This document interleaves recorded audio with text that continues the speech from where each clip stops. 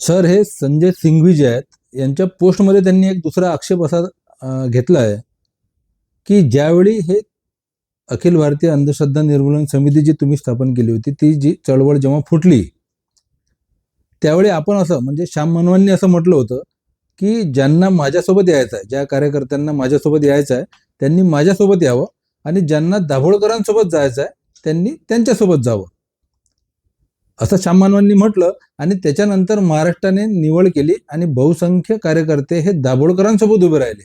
हा इतिहास आहे असं त्यांनी त्यांचं मत प्रकट केलंय. याच्याबद्दल काय म्हणा, या गोष्टीत किती तथ्य आहे? मला खरंच आश्चर्य वाटतं की या माणसाचं नॉलेज किती, कुठून यांनी हे नॉलेज मिळवलं. स्वाभाविक आहे ना, ही जी एक तंत्रशाळा आहे, प्रचार यंत्रणा आहे. रामदास स्वामी हे शिवाजी महाराजांचे गुरु होते, त्या कार्यशाळेचे सदस्य दिसत आहेत मला. कारण महाराष्ट्रामध्ये संघटन फुटू नये याकरता मी जीवापाड प्रयत्न केले. शेवटच्या टप्प्यापर्यंत मी आग्रह धरला की किमान अंधश्रद्धा निर्मूलन समिती नाव वापरू नका. मी केवळ दाभोळकरांना म्हटलं नाही की मी सामान्य कार्यकर्ता म्हणून काम करतो आणि फुल टाइम काम करणं आता मी बंद करतो, तुम्ही ही सगळी जबाबदारी सांभाळा. पण बाकीचे कार्यकारिणीचे लोक तेव्हा तयार नव्हते.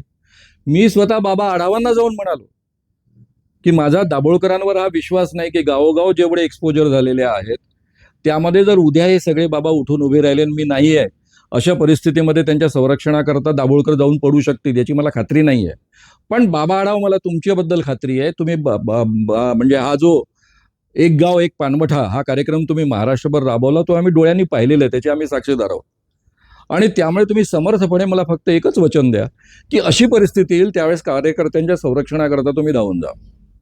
मी हे काम सोडून देतो, दाभोळकरच चालवेल, एकच महाराष्ट्र अंधश्रद्धा निर्मूलन समिती चालेल. हे प्रपोजल मी स्वतः बाबा आढावांपुढे मांडलेलं आहे. बाबा आढावांनी असमर्थता दर्शवली. हा मुद्दा केवळ तिथेच नाही आला. त्यावेळेस तर मी बोलताना रागाच्या भरात बोलून गेलो, हे तुमचं पाप आहे असं मी बोलून गेलो. पण ते कशाला, दाभोळकरांच्या मृत्यूनंतर आपले एक अतिशय महत्वाचे पुण्याचे कार्यकर्ते मुकुंद काकडे, त्यांचं नाव, ते आणि मी दाभोळकरांच्या मृत्यूनंतर बाबा आढावांना भेटायला गेलो होतो. कारण सरकारी कामकाज जे सुरू झालेलं होतं, जादूटोणा विरोधी कायद्याचं प्रचार आणि प्रसाराचं, त्यामध्ये त्यांची मुलं खूप घोळ घालत होती. तर बाबा किमान असा घोळ घालू नका, काय असेल ते सामंजस्याने घ्या. हा जो कायदा झालेला आहे अतिशय मेहनतीनं झालेला आहे. तुमचं म्हणणं असं आहे की तुमच्या वडिलांचा मृत्यू त्याकरता झालेला आहे आणि हे महाराष्ट्राला मान्य आहे, मलाही मान्य आहे. असं असताना तो कायदा झाला, त्याची राबवणूक उत्तम पद्धतीनं व्हावी, त्यामध्ये तुम्ही फाटे फोडू नका. हे किमान बाबा आढावांनी हस्तक्षेप करावा आणि त्यांना समजावून सांगावं, हे सांगण्याकरता आम्ही गेलो होतो. त्यावेळेस मुकुंद काकडेंनी माझ्या समोर बाबा आढावांना हा वाक्य पुन्हा रिपीट केलं की बाबा आढाव, हे दाभोळकर हे तुमचं पाप आहे आणि त्यामुळे या कामामध्ये अशा अशा अडचणी निर्माण होत आहेत, त्यामुळे तुम्ही आता हे सांभाळलं पाहिजे. आणि त्यावेळेस बाबा आढावांनी असमर्थता दर्शवली की माझं काही नरेंद्रचे लोक, घरचे लोक ऐकतील याची गॅरंटी नाही. आता याला तुम्हाला पुरावा पाहिजे असेल तर मुकुंद काकडे आहेत, जिवंत आहेत, ते महत्वाचे कार्यकर्ते आहेत. बाबा आढावांसोबत ते अतिशय उत्तम पद्धतीनं काम करत आलेले,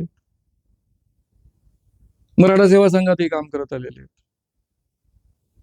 तर सांगण्याचं तात्पर्य असं की ही माहिती येते कुठून अशी सगळी. मी स्वतः एकाही कार्यकर्त्याला माझ्यासोबत काम करा असं म्हटलं नाही, मलाच काम करायचं नव्हतं. कारण मी प्रचंड डिप्रेशनमध्ये गेलेलो होतो आणि माझ्या लक्षात आलं होतं की मी डिप्रेशनमध्ये का गेलो. मी स्वतःला, कारण माझी समजूत कोणी काढली, हे संघटन फुटल्यानंतर लक्ष्मण माने मला सांगायला लागले, पार्थ बोळके सांगायला लागले. अरे आम्हाला माहित होतं हे संघटन फोडणार, दाभोळकरांचा तो इतिहास आहे, लक्ष्मण माने जिवंत आहे आणि पार्थ बोळके जिवंत आहे, दोघे जिवंत आहेत सध्या, अजून ते जायचे आहेत, त्याच्या आधी विचारून घ्या, म्हटल्यास त्यांची स्वतंत्र मुलाखत घ्या या विषयावर. त्यांनी मला या शब्दात सांगितलं की या माणसाला संघटना फोडण्याची सवय आहे. म्हटलं तुम्ही मला आधी का नाही सांगितलं, 2 वर्ष झाली माझ्यासोबत येऊन त्यांना, तुम्हाला मधल्या काळात मला का अवेअर करता आलं नाही. कारण लक्ष्मण मानेची माझी अतिशय जवळीक होती, कारण ते पुण्यामध्ये सातत्याने यायचे आणि त्या काळामध्ये त्यांचं उपरा अतिशय गाजत होतं, ज्या काळामध्ये मी पुण्यामध्ये किर्लोस्कर प्रेसमध्ये होतो त्या काळामध्ये. त्यामुळे आमची खूप घसट होती, मैत्री होती. म्हटलं तुम्ही मला का नाही जाणीव दिली. ते म्हणाले मी सांगितलं असतं तरी तुला पटलं नसतं त्यावेळेस. जिवंत आहेत ना लक्ष्मण माने, विचारा त्यांना. पार्थ बोळके विचारा त्यांना. दोघेही दाभोळकरांचे एकेकाळचे सहकारी आहेत. त्या दोघांचं संघटन त्यांनी कसं फोडलं त्याचा इतिहास त्यांच्याकडनं समजून घ्या. जयदेव डोळे माझे सहकारी आहेत. आम्ही दोघांनी मनोहरमध्ये काम केलं. आम्ही दोघंही इक्वल संपादक होतो, उपसंपादक होतो. दोघं खरं म्हणजे कॉम्पिटिटर होतो. जवळपास एका वयाचे होतो. आम्ही मनोहरमधल्या 28 पानांपैकी 22 पानं आम्ही दोघं लिहित असू. आमच्यामध्ये कधीच संघर्ष नाही झाला. त्याच जयदेव डोळे साधनेचे संपादक असताना त्यांचे अनुभव काय याच्यावर मुलाखत घ्या. माझी विनंती आहे. कोणाला? निखिल वागळे यांना. जयदेव डोळेंना तुम्ही अतिशय उत्तम ओळखता. ते साधनेचे संपादक असताना त्यांचे अनुभव काय याच्यावर एक छानपैकी मुलाखत घ्या. ते पुन्हा समाजवादी आहे, त्यामुळे तुमच्या जवळचे आहेत, दूरचे वाटण्याचं कारण नाही. मी आत्ताच त्यांच्याशी औरंगाबादला बोललो. माझ्या कार्यकर्त्यांसमोर ते ज्या पद्धतीनं बोलले तर सगळे अवाक होऊन गेले होते. आणि मग हे वाक्य पुन्हा उच्चारा. श्याम मानव दाभोळकरांच्या पासंगाला पुरत नाही. आधी त्यांची मुलाखत घ्या. लक्ष्मण मानेची मुलाखत घ्या. पार्सपोळकीची मुलाखत घ्या. दुसऱ्यांचं श्रम लाटण्यामध्ये ज्यांना आनंद वाटतो त्यांचं तुम्ही कौतुक करता. का स्वतंत्र नावाने सुरू नाही करता आलं दाभोळकरांना 1989 साली? अंधश्रद्धा निर्मूलन समिती त्या नावाशी त्यांचा काय संबंध आहे? जे काम 4 प्रांतांमध्ये रुजतं आहे, ठिकठिकाणी रुजवण्यात आलेलं आहे, तेच नाव वापरण्याचा आग्रह का होता? उद्देश काय होता?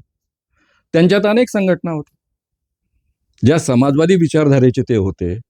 त्यांच्या स्वतःच्या छात्र भारती संघटन होतं, राष्ट्रसेवा दल होतं. अंधश्रद्धा निर्मूलन समिती हे नाव वापरण्याची का गरज वाटली? आणि संघटन फुटलं तर कोणते कार्यकर्ते त्यांच्यासोबत गेले? किती वर्ष राहिले?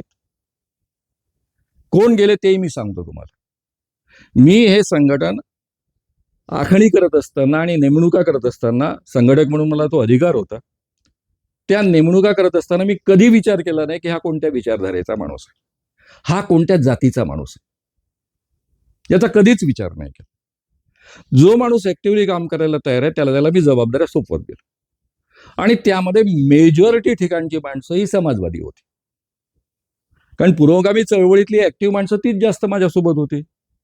कारण एका बाजूने मी सर्वोदयासोबत आणि जयप्रकाश यांसोबत काम करत असताना 2 माणसांचा राष्ट्रसेवा दलाच्या अत्यंत माझा जवळचा संबंध येत गेला. एक यदुनाथ थत्ते आणि दुसरे आंतरभारतीचे प्रमुख. या दोघांचा माझ्यासोबत इतका चांगला संबंध येत गेला की त्यातनं समाजवादी चळवळीतली ठिकठिकाणची माणसं माझ्याही अतिशय उत्तम परिचयाची झाली. आणि ज्यावेळेस संघटन फुटलं त्यावेळेस सरळ सरळ सगळे समाजवादी आणि विशिष्ट जातीचे लोक एका बाजूने गेले. मी एकाही कार्यकर्त्याला माझ्यासोबत काम करा असं म्हटलं नाही. कार्यकर्त्यांनी पकडू पकडू मला आणलं की नाही हे आपल्याला करायचंच आहे.